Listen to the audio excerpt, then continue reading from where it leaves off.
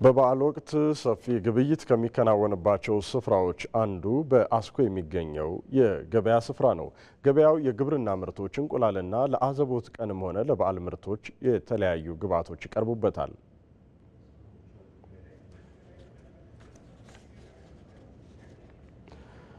ከዚሁ ጋር በተገናኘ በገበያ ስፍራው የምትገኘው ባልደረባችን መቅደስ እንዳለ የግብይት ድባቡን ልታስቃኝን በቀጥታ መስመራችን ላይ ትገኛለች። መቅደስ እንዴት ውለሻል?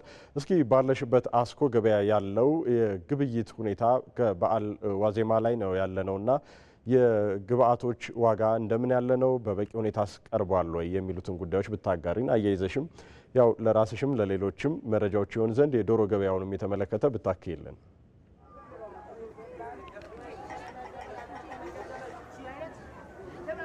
አመሰግናለሁ። እንግዲህ ያለሁት በአስኮ ገበያ ነው።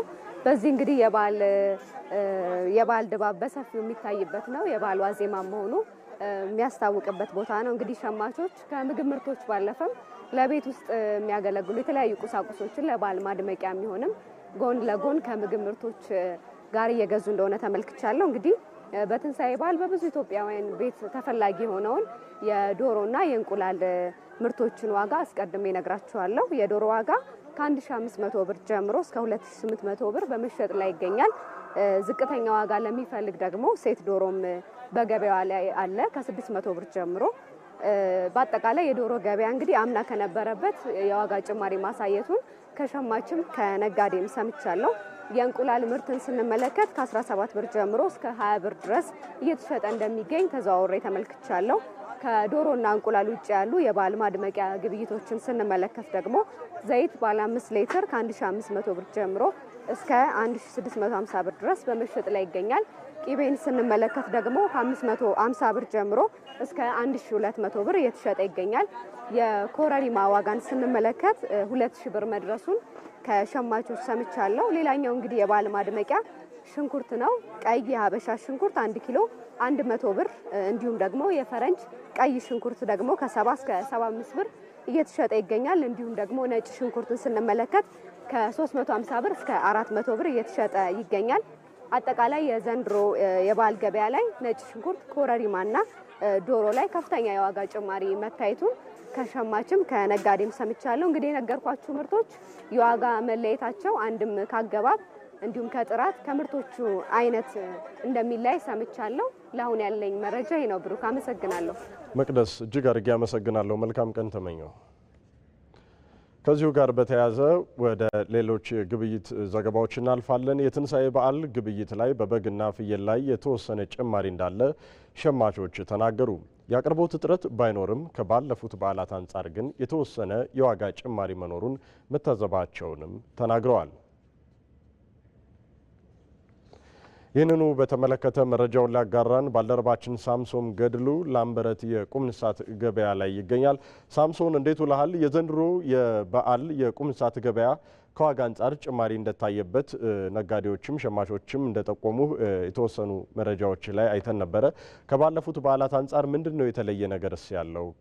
ሀሳቦችን ብታክል። አመሰግናለሁኝ ብሩክ። እንግዲህ እኔ የምገኝበት እዚህ ላምበረት የሚገኘው የከብቶች የቁም እንስሳት ገበያ በስፋት በተለይ በግና ፍየል በስፋት የሚገኝበት አካባቢ ነው። እዚህ እንግዲህ የተወሰኑ ሸማቾችን ለማናገር ሞክሬ ነበረ። በበግም እንዲሁም ደግሞ በፍየል ላይ የዋጋ ጭማሪዎች መኖራቸውን አንስተውልኛል። እንግዲህ እነዚህ የዋጋ ጭማሪዎች ከባለፉት በዓላት ወይም ከዚህ በፊት ከነበሩት በዓላት ጋር ሲነጻጸር ከፍተኛ ሊባል የሚችል መሆኑንም ጭምር ነው ያነሱልኝ። እንግዲህ በዋጋ ደረጃ የተወሰኑት ለማየት ሞክሬ ነበረ። እኔም ከነዚህ መካከል ፍየል ለምሳሌ ብንመለከት መነሻ 15000 ነው እዚህ አካባቢ እየተሸጠ የሚገኘው። እንግዲህ ምንም ማትል እንደው አነስ ያለችዋ ተብላ የምትነሳው ናት። እንግዲህ ከ15000 ብር ጀምሮ እየተሸጠች የምትገኘው ከፍተኛው 28000 29000 አካባቢ ድረስ እየተሸጠ እንደሚገኝ ነው እኔም ዞር ዞር ብዬ ለመታዘብ የሞከርኩት። እንግዲህ ይህ ነው ዋጋው በጣም ተወዷል እንዲሉ የሚያደርጋቸው ሸማቾች ብዙ እንግዲህ ከዚህ መግዛት የሚችል እየገዛ ያልሆነ ደግሞ ሌሎች አማራጮችንም እየፈለገ እንደሚገኝም ከሸማቾች ለመስማት ችያለሁኝ። በግን ስንመለከት ከ14000 እስከ 24000 ብር ድረስ እየተሸጠ ነው የሚገኘው በዚህ በላምበረት የቁም እንስሳት ገበያ ላይ እየተሸጠ የሚገኘው። በሬን ስንመለከት እንግዲህ እዚሁ ገበያ ውስጥ ብዙም ባይባልም ግን የተወሰነ የዚህ የቁም እንስሳት ማዕከል የበሬ አቅርቦት አለ። ይህንን ስንመለከተው እየተሸጠ የሚገኘው እንግዲህ መለስተኛ የሚባለው ወይም ዝቅተኛ የሚባለው በሬ ወደ 75 ሺህ እስከ 80 ሺህ ብር ድረስ እየተሸጠ ይገኛል። ከዛ ባሻገር ግን ደህና የሚባል በሬ እየተሸጠ የሚገኘው 130 እስከ 150 ሺህ ብር ድረስ ዋጋ ይጠራበታል። እንግዲህ ይህንን እኔም ተዘዋውሬ ለማየት ሞክሬያለሁኝ። እነዚህ እንግዲህ ከዚህ በፊት ከነበሩት በዓላት አንጻር እጅግ በጣም ዋጋ የጨመረበትና ውድ ተብሎ እየቀረበ ያለበት ነው ለመመልከት የቻልኩት። እንግዲህ ለዚህ የተለያዩ ምክንያቶች ይነሳሉ። እንግዲህ አሁን ትራንስፖርት አስቸጋሪ እየሆነ ነው ምናምን የሚሉ ነገሮች የነዳጅ መጨመር ጭምር በእነዚህ ከብቶች ላይ እንግዲህ ዋጋ ለመጨመራቸው እንደ ምክንያትነት ሲጠቀሱ ሰምቻለሁኝ። ብሩክ ለሰዓቱ ያለኝ መረጃ ይሄን ይመስላል። ሳምሶን ለመረጃ እጅግ አድርጌ አመሰግናለሁኝ። ጥሩ ጊዜ ይሆነልህ። በአዲስ አበባ ቤተል መንዲዳ አካባቢ በሚገኘው የቀንድ ከብት የግብይት ስፍራ የእርድ ከብቶች የበግና የፍየል ሰፊ ግብይት እየተካሄደ ይገኛል። በስፍራው ደማቅ የሚባል የበዓል ግብይት እየተከናወነ ሲሆን ለበዓሉ የሚሆኑ የእርድ እንስሳት በቂ አቅርቦት መኖሩንም ኢቲቪ በስፍራው ተገኝቶ ባደረገው ቅኝት አረጋግጧል።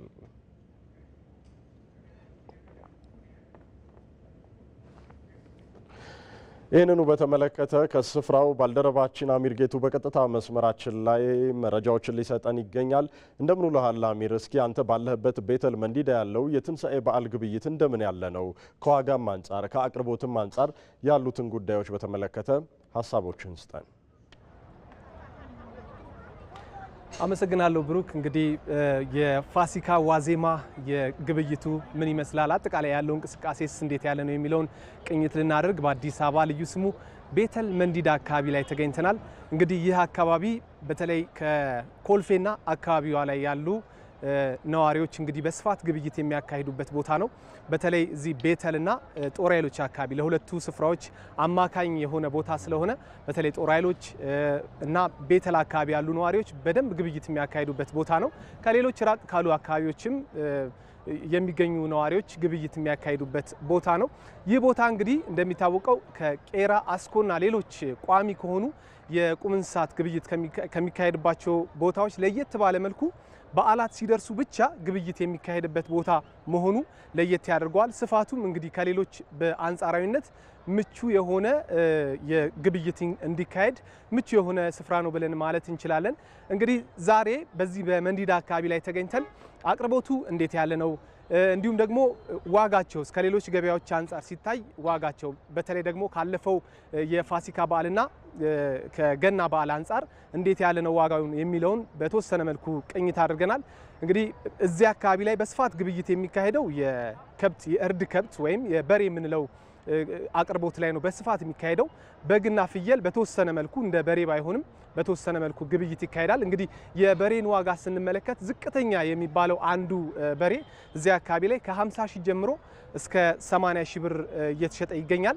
መካከለኛ የምንለው ደግሞ ከ80 ሺህ እስከ 100 ሺህ ብር ድረስ 110 ሺህ ድረስ ይሻገራል። ግን ከ80 እስከ 100 ሺህ ድረስ እዚህ አካባቢ ላይ መካከለኛ ወይም ለቅርጫ የሚገባ በሬ እየተሸጠ ይገኛል። እዚህ አካባቢ ላይ ከፍተኛ ዋጋው ደግሞ እስከ 200 ሺህ ብር ድረስ እንደሚገኝ እየተሸጠ እንደሚገኝ ሸማቾችንና ነጋዴዎችን አነጋግረን መረጃ አግኝተናል። እንግዲህ ያው በሀገራችን በዓላት ሲደርሱ በማንኛውም ጊዜ ፊክስድ የሚባል ፕራይስ የለም። በተለይ ያው ነፃ ገበያ ከመሆኑ ጋር በተያያዘ ሸማቹና ነጋዴው እየተደራደሩ ግብይት የፈጸሙ ስለመሆኑ እንግዲህ ተመልክተናል። በግና ፍየልን ስንመለከት በተወሰነ መልኩ ቅርርብ አላቸው። በተለይ በግ ዝቅተኛ ዋጋው ከ5000 እስከ 7000 ብር ድረስ እዚህ ገበያ ላይ እየተሸጠ ነው። መካከለኛ የሚባሉ ደግሞ ከ8000 ጀምሮ እስከ 11000 ብር፣ ከፍተኛው ደግሞ እስከ 20000 ብር ድረስ እንደሚደርስ እንግዲህ ተመልክተናል። በሌላ በኩል የፍየልን ዋጋ ስንመለከት ፍየል ዝቅተኛ የመሸጫ ዋጋው ከ8000 እስከ 10000 ብር ድረስ እዚህ አካባቢ ይገኛል። መካከለኛ የሚባለው ደግሞ እስከ 12 እስከ 13000 ብር ይሸጣል። ከፍተኛ የሚባለው ደግሞ ልክ እንደ በግ ሁሉ 20 እና እስከ 22000 ብር ይሻገራል። እንግዲህ ይህ ቦታ ቋሚ የሆነ የግብይት ስፍራ አይደለም። እንደዚህ ኦኬዥናል የበዓል ሲደርስ ብቻ የሚደረግበት ከመሆኑ ጋር በተያያዘ ከሌሎቹ ከቄራ ከአስኮና ከሌሎቹ ከላምበረት አንጻር መጠነኛ የሚባል ጥሩ የሚባል ዋጋ ስለመኖሩ እንግዲህ ሸማቾችን አነጋግረን መረጃ አግኝተናል። እንግዲህ እንደዚህ በዓል ሲሆን ዛሬ ዋዜማ ላይ ነው ያለነው። ደማቅ የሆነ ሰፊ የሆነ ግብይት እየተደረገ ነው የሚገኘው። የሰላሙና የጸጥታውም ጉዳይ ጎን ለጎን የሚታይ ነውና ተዘዋውረን ምን ይመስላል የትራፊክ እንቅስቃሴውና የጸጥታው ጉዳይ እንዴት ያለ ነው የሚለውንም በተወሰነ መልኩ ቅኝት አድርገናል። እንግዲህ የትራፊክ ፖሊሶች የትራፊክ እንቅስቃሴው ሰላማዊ እንዲሆን፣ የጸጥታ አካላት ደግሞ ይህ ግብይት በሰላም እንዲከናወን እንግዲህ አስፈላጊውን ሆነ ቁጥጥር እያደረጉ ስለመሆኑ ተመልክተናል። ብሩክ፣ ለሰዓቱ ያሉኝ መረጃዎች ይህን ይመስላሉ። አመሰግናለሁ። አሚር፣ ለመረጃዎች እጅግ አድርጌ አመሰግናለሁኝ። ጥሩ ቀን ተመኝቻለሁ። የአሶሳ የቁም እንስሳት ግብይትን በተመለከተ ደግሞ መረጃዎችን እንዲያደርሰን ሪፖርተራችን ነስረዲን መሐመድ ከኢቢሲ አሶሳ ስቱዲዮ ከእሱ ጋር ቆይታን የምናደርግ ይሆናል።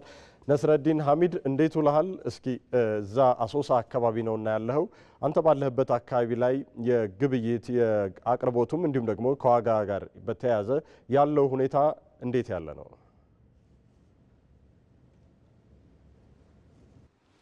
መልካም አመሰግናለሁ ብሩክ።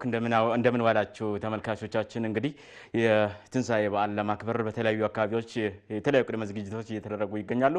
እንግዲህ ዛሬም የበዓሉ ዋዜማ ላይ እንገኛለን። እንግዲህ ይህን በዓል አስመልክቶ እንግዲህ በቤንሻንጉል ጉሙዝ ክልል አሶሳ ከተማ የቁም እንስሳቶች ግብይት ምን እንደሚመስል ለመመልከት ሞክረን ነበረ። እንግዲህ ባደረግነው ምልከታም እንግዲህ ለበዓሉ ለገበያ የቀረቡ የቁም እንስሳቶች በቂና የሸማቹ ፍላጎቶች የሚያሟሉ መሆናቸውን ማረጋገጥ ችለናል። እንግዲህ በዚህ መሰረት በግ፣ ፍየልና ከብቶች በበቂ ሁኔታ እንደቀረቡ ነው የተመለከትነው። እንግዲህ ዋጋቸው ስንመለከትም እንግዲህ ከብት ከ65 ሺህ ብር ጀምሮ እስከ 160 ሺህ ብር እየተሸጠ እንደሆነ፣ በግና ፍየልም ከ13 ሺህ እስከ 26 ሺህ እየተሸጠ እንደሚገኝ ሸማቾችም ነጋዴዎችም የተናገሩበት ሁኔታ ነው የነበረው። እንዲሁም የቁም እንስሳት እጥረት እንዳይገጥምም በማድለብ ስራ ላይ የተደራጁ ማህበራት እንስሳቶች እያቀረቡ እንደሚገኙም ነው የተናገሩት። እንግዲህ በአጠቃላይ የቁም እንስሳት ግብይትና የትንሳኤ በዓል ዝግጅት በአሶሳ ከተማ ጥሩ የሚባልበት ደረጃ ነው ያለው። ብሩክ፣ አመሰግናለሁ። ነስረዲን፣ ለመረጃዎች እጅግ አድርጌ አመሰግናለሁኝ። መልካም ጊዜ። በወላይታ ሶዶ ከተማ የ2017 ዓ.ም የትንሳኤ በዓል ገበያ በአቅርቦት ደረጃ የተሻለ ቢሆንም በአንዳንድ የምርት አይነቶች የዋጋ ጭማሪ ታይቶበታል። ዶሮ፣ ፍየል፣ ቅመማ ቅመምና እንቁላል ከዚህ ቀደም ከነበረው ዋጋ ጭማሪ የታየባቸው ናቸው።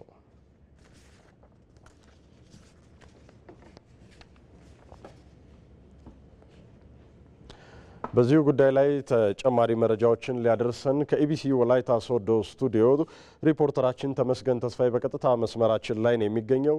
ተመስገን፣ እንዴት ውለሃል? እስኪ ወላይታ ሶዶ ላይ ያለው የትንሳኤ በዓል ገበያ ሁኔታን በተመለከተ ያሉህን መረጃዎች አጋራን። መልካም። እንግዲህ ብሩክ፣ የ2017 ዓ.ም የትንሳኤ በዓል በወላይታ ሶዶ ከተማና አካባቢዋ ባለው የገበያ ሁኔታ ምን ይመስላል የሚለውን ተዘዋውረን ቅኝት አድርገናል። በዋናነት ትንሳኤ መሆኑን ያክል አብዛኛው ሰው ዶሮ ለመስራት የሚያስፈልጉ ግብዓቶችን ነው በብዛት የሚሸምተውና ከዚህ ጋር በተያያዘ በተለይ በዶሮ አቅርቦት ላይ የተሻለ አቅርቦት ቢኖርም በዋጋ ደረጃ ከበፊቱ ከፍተኛ ጭማሪ መታየቱን ነው ሸማቾችና ነጋዴዎች የነገሩን። በዚህም ከ1000 ብር አንስቶ እስከ 2200 ብር ድረስ ዶሮ እንደ ወላይታ ሶዶ ከተማና አካባቢዋ እየተሸጠ ነው የሚገኘው። በተለይ የሀበሻ ዶሮ ተብሎ የሚታወቀው ዶሮ በስጋ መጠኑ ከፍ ሲል ዋጋውን በዛው ልክ እየጨመረ መሄዱን መታዘብ ችለናል። ከዛ ባሻገር ለዶሮ መስሪያነት የሚያገለግለው ሌላኛው ሽንኩርት ደግሞ ገበያ ላይ በኩንታል 65 ብር ሂሳብ እንደዚሁም ደግሞ በኪሎ ከ70 ብር ጀምሮ እየተሸጠ መሆኑን ተዘዋውረን ተመልክተናል። ነጭ ሽንኩርትን በተመሳሳይ 300 ብር በገበያ እየተሸጠ ይገኛል። በተያያዘ ደግሞ እንቁላል ሌላኛው ግብአት ሲሆን ለ100 ብር 6 እንቁላል እየተሸጠ ነው ያለው። አማካይ ዋጋው 16 ብር ከ60 ሳንቲም ገደማ ይሆናል። ቅመማ ቅመም ሌላኛው ከፍተኛ ጭማሪ ያሳየ የምርት አይነት መሆኑን ሸማቾችና ነጋዴዎች ነግረውናል። ለምሳሌ ብናነሳ ኮሮሪማ 1600 ብር ከሚሸጥበት ወደ 1800 ብር ድረስ የ200 ብር ልዩነት ማሳየቱ ነው የተነገረው። መከለሻም በተመሳሳይ 2400 ብር ከዚህ ቀደም ሲሸጥ ከነበረበት አሁን ላይ 2800 ብር ድረስ በ1 ኪሎ እየተሸጠ ነው የሚገኘው። ጥቁር አዝሙድ ሌላኛው ጭማሪ ያሳየ ምርት ሲሆን ከ580 ብር ወደ 800 ብር ከፍ ማለቱን ነው እንደዚሁ የተመለከት ነው። ቅቤ እስከ 1100 ብር በኪሎ እየተሸጠ ነው። ዘይት ሌላኛው ግብዓት ሲሆን ከ1500 ብር እስከ 1600 ብር ድረስ እየተሸጠ ይገኛል። ጎን ለጎን ደግሞ ወላይታና ሶዶ አካባቢዋ ላይ ከዶሮ ባሻገር የስጋ አይነቶችም ለበዓል እርድ ይፈጸማል። ስጋ የሚጠቀሙ የማህበረሰብ ክፍሎች በርካታ የመሆናቸውን ያክል የቀንድ ከብትና የፍየል ዋጋ ምን ይመስላል የሚለውን አጠያይቀናል። በሬ ከ70 ሺህ ብር እስከ 130 ሺህ ብር ሲሸጥ፣ ፍየል ደግሞ ከ10 ሺህ ብር እስከ 20 ሺህ ብር እንደሚሸጥ ገበያ ላይ ተመልክተናል። ብሩክ፣ ለጊዜው ያለኝ ይህንን ይመስላል። አመሰግናለሁ ተመስገን። ላንተም መልካም ጊዜ ይሆነልህ። ወደ ባህር ዳር የግብይት ሁኔታውን በተመለከተ ደግሞ ወደዚያ እናመራለን። በባህር ዳር ከተማ ለትንሳኤ የእርድ የእንስሳት ገበያ በቂ አቅርቦት መኖሩን ሸማቾች ተናገሩ። በሰንጋ ገበያው ኢቲቪ ያነጋገራቸው ሸማቾችና ሻጮች ከአምና የበዓል ገበያ አንጻር የዋጋ ጭማሪ መታየቱን የገለጹ ሲሆን ቅርጫ ሁሉም እንደያቅሙ በዓልን በደስታ የሚያሳልፍበት ኢትዮጵያዊ እሴት በመሆኑ በዓሉን በመጋራት በጋራ እንደሚያሳልፉ ገልጸዋል። በገበያ ስፍራዎች ቅኝት ያደረገችው ሪፖርተራችን ራሄል ፍሬውነች ከባህር ዳር የሰንጋ ገበያ ላይ ቅኝት አድርጋለች። ያዘሰናዳችሁን እንመልከተው። በክርስትና እምነት ተከታዮች ዘንድ በድምቀት የሚከበረው የትንሳኤ በዓል ላይ ነው የምንገኘው። አሁን ደግሞ በባህር ዳር ከተማ የትንሳኤ በዓል የሰንጋ ገበያ ላይ ነው የተገኘሁት። በዚህ የሰንጋ ገበያ ላይ እንግዲህ የተለያየ አይነት ደረጃ ያላቸው የእርድ ሰንጋዎች ገብተዋል። ገበያው በጣም ደማቅ ነው። በነገራችን ላይ በዚህ ገበያ የእርድ ሰንጋ ብቻ የሚገበያዩበት ነው። ከዚህ ቅርብ ደግሞ የፍየል ጠቦትና የበግ ሙክት የሚሸጥባቸው ቦታዎች አሉ። አሁን የምንገኝበት ቦታ ላይ እንግዲህ ተዘዋውረን እንደጠየቅ ነው በቂ የሆነ ግብዓት ያለበት የገበያ ስፍራ ነው። እንግዲህ የትንሳኤ በዓል በእርድ የሚከበር በዓል ነው። ከእርድም ባለፈ ደግሞ ሁሉም እንደያቅሙ ሰብሰብ ብሎ የሚያከብረው በቅርጫ የሚከበር በዓል ነው። ሩብ የሚፈልግ፣ ግማሽ የሚፈልግ፣ መደብ የሚፈልግ እንደየኑሮ አቅሙ እንደ ቤተሰብ ብዛትና ሁኔታው የሚገበያይበት በዓል ነው እና ሰብሰብ ብለው ያሰባሰቡትን ገንዘብ ይዘው መጣው እዚህ እየተገበያዩ ያገኘናቸው በርካታ የባህር ዳር ከተማ ነዋሪዎችን አነጋግሬያለሁ። በዋናነት የነገሩኝ ከአምናው ጋር ሲነጻጸር የገበያ ውድነት እንዳለ ነው። በተለይ ከ80 እስከ 130 እስከ 120 የሚገመት ዋጋ የሚጠሩ ትልልቅ የደለቡ ሰንጋዎች የቀረቡበት ገበያ ነው። ይህንንም እንግዲህ ለ10ም ለ15ም ሆነው በተደራጀ መልኩ እየገዙ አግኝተናቸዋል። አርሶ አደሮችም እንደነገሩን እነዚህንን በሬዎች ለማድለብ በጣም በርከት ያለ ልፋት የሚጠይቅ ነውና ይህንን የሚመጥን ዋጋ ይዘው መቅረባቸውን ነግረውናል። ከአምናው አንጻር ዋጋው ጭማሪ ያለው መሆኑን ነው ተገበያዮቹ የነገሩን። የትንሳኤ በዓል እንግዲህ የእርድ በዓል እንደመሆኑ የዶሮ፣ የበግ፣ የፍየል ሙክትና ጠቦት የሚሸጥበት የሚገበያዩበትም ስፍራ ጎራ ብለን ነበረ። በአጠቃላይ ገበያውን በምንመለከትበት ጊዜ በቂ አቅርቦት ያለው ነው። የዋጋ ጭማሪዎች ግን በሁለቱም የገበያ ሁኔታዎች እንዳሉ ተመልክተናል ማለት ነው። አሁን የምንገኝበት ቦታ ላይ ያነጋገርናቸውን ሸማቾችና የከብት የሰንጋ ባለቤቶች አስተያየት ወደ እናንተ ጋብዛለሁ። አመሰግናለሁ። መልካም በዓል። በጣም አሪፍ ነው። እስካሁን ባለ ሁኔታ በተረጋጋ ሰውም ሆነ አጠቃላይ እንስሳቱም ግባት አለው። ሰውም እየተገባየ ነው። በጣም ቆንጆ አይነት የግብይት ስርዓት ነው ያለው እና በዓሉ በዚያ አካሄዱ በጣም ቆንጆ በዓል እንደሚውል ተስፋ እናደርጋለን። በዓሉ ምክንያት በማድረግ እስከ 500 እስከ 1000 ብር ልዩነት አለው ከበግና ከፍየል። ዙሮ ይህን ያህል የሚባል የለም። አሪፍ ነው። ገበያው ጥሩ ነው ማለት ያው ሁሉ ነገሮች የተወደዱ ያለበት ወቅት እንደመሆኑ ነገር ግን ያው በ1000 ብር ነው ይሄን ዶሮ የገዛሁት። 1003 የሚባል አለም 1000 እስከ 1007 ድረስ ይጠይቃል። ግን ያው በ1000 ብር ነው ሸምቼ የመጣሁት ማለት ነው። ጥሩ ነው ማለት የገበያው ሁኔታ ከትንሽ እስከ ትልቅ ሁሉንም ያማከላል። አቅርቦት ላይ ችግር ያለ አይመስለኝም። ያው ገብቶ ማየት ስለሚቻል ያው ብዙዎች የሚያዩት ስለሆነ ቆንጆ ነው በጣም። እኔ በቃ የምፈልገው ትልቅ ነገር አሁን ሀገራችንም ሰላም ያርግልን።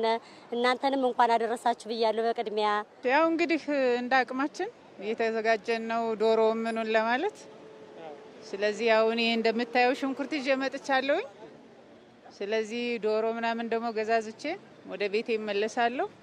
ያው እንግዲህ እንደየቤታችን እናዘጋጃለን። ሁሉም በዓል ሲያከብር በዓል ለማክበር እየፈለጉ ያልተሳካላቸውን የአቅም ችግር ያለባቸውን ሰዎች እያሰበ በተቻለ መጠን እንግዲህ እነሱንም እየጎበኘ ቢሆን ደስ ይለኛል።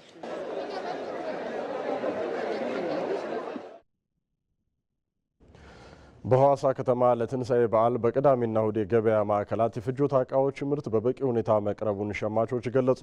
በበዓላት ወቅት ሊኖር የሚችል ያልተገባ የዋጋ ጭማሪ ለመቆጣጠር የተሰራ መሆኑንም የከተማ አስተዳደሩ ንግድ መምሪያ አስታውቋል። በሐዋሳ ከተማ በሚገኙ የተለያዩ የግብይት ማዕከላት ቅኝት ያደረገው ሪፖርተራችን አስረሳ ወገሽ ተጨማሪ መረጃዎችን ያደርሰናል።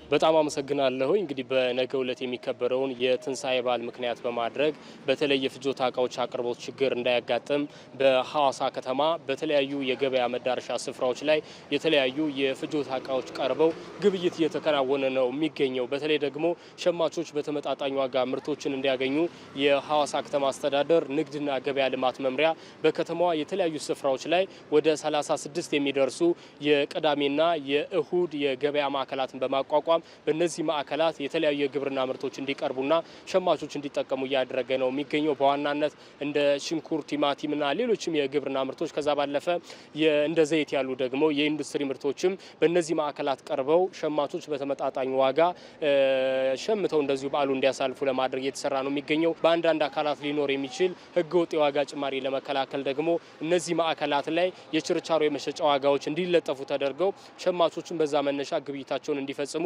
እየተደረገ ነው የሚገኘው። የአቅርቦት እጥረት እንዳይኖርም ከሐዋሳ ከተማና ዙሪያው እንደዚሁም ከተለያዩ የሀገሪቱ ክፍሎች ነጋዴዎች ያቀረቧቸው በመንግስት በኩልም እንደዚሁ የቀረቡ የፍጆታ ዕቃዎች አሉ። በአጠቃላይ ሐዋሳ ከተማ ላይ በተለያዩ የህዝብ ገበያዎች እንደዚሁም ደግሞ በእነዚህ በ36 በሚደርሱ የቅዳሜና የእሁድ የገበያ ማዕከላት የግብርና ምርቶች ያለምንም እጥረት ቀርበው ሸማቾችም እንደዚሁ ግብይታቸውን እየፈጸሙ ያሉበት ሁኔታ መኖሩን ማስተዋል ችለናል።